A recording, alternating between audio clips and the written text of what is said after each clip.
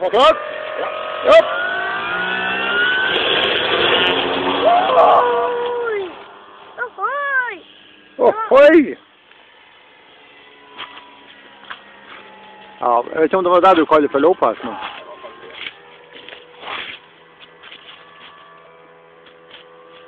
Kom Leo här. Ja, nu.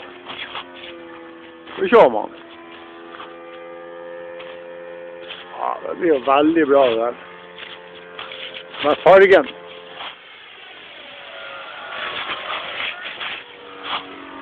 Yes. Ja, ja. Ja, han är... Den där speeden trivs han uppe.